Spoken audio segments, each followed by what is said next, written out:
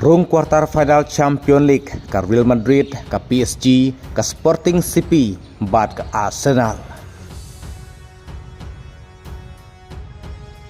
Ke PSG klub penlimno ke Chelsea dan ke aggregate goal da pral arkol. Kata san goal haka first leg, bat like goal ne kamit haka second leg.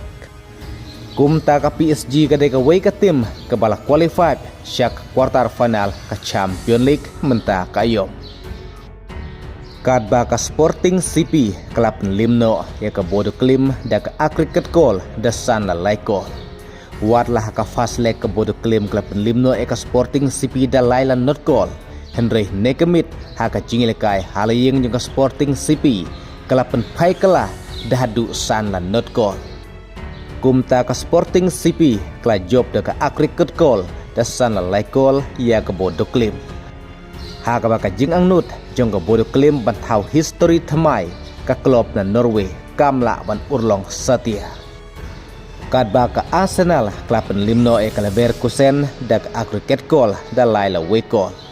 Kilai khaj marsikol haka fast leg Henry nekemit haka jilekai halaying ke Arsenal klub penlimno ke Leverkusen da aran not goal. Kebala qualified syak quarter final Champions League. Kadba ke Real Madrid klub penlimno ke Manchester City da ke aggregate goal da san la way goal. Lailan not goal klub penlim ke Real Madrid ke Manchester City ke first leg kadba nekemit haka jilekai halaying ke Manchester City ke Real Madrid kelayu arkol lingba Vinicius Junior. Kadba ke Manchester City ke laban penpai datang Shikol. Kumta ke Real Madrid ke jobno ke penlimno ke Manchester City da ke aggregate goal da san la way goal. Kebala qualified syak quarter final ke Champions League mentah kayom. Bat haka quarter final kala abane kenduk persyai ke Atalanta lane ke Bayern Munich. Kumta ke tim kebala rung syak quarter final Champions League Southly nekamit kidai ke PSG, ke Real Madrid, ke Sporting CP, bat ke Arsenal. Ngin sepej sakit jingilakai mentah kamit mano bandrung syak quarter final hapleng gini tim kiban sekun mentah kamit.